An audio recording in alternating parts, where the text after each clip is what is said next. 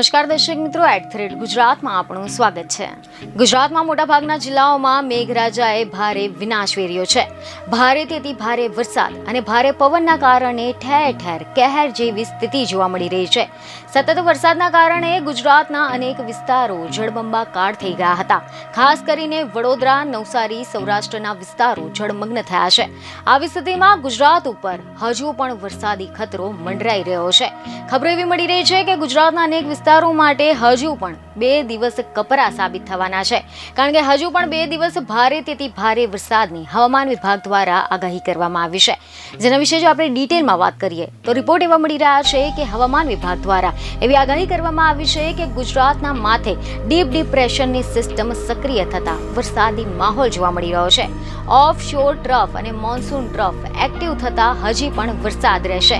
આજે અને આવતીકાલે ગાજવીજ સાથે વરસાદની આગાહી કરવામાં આવી છે। 29 અને 30 ઓગસ્ટે માછીમારોને દરિયો ન ખેડવાની સૂચના આપવામાં આવી છે। આજે કચ્છ અને સૌરાષ્ટ્રમાં ભારેથી ભારે વરસાદ રહેવાનો છે, જેમાં સૌરાષ્ટ્રના રાજકોટ, જામનગર, પોરબંદર, જૂનાગઢ, અમરેલી, ભાવનગર, મોરબી, દ્વારકા, ગીર સોમનાથ, બોટાદ, દીવ તેમજ કચ્છમાં ભારે વરસાદ ભૂક્કા બોલાવશે।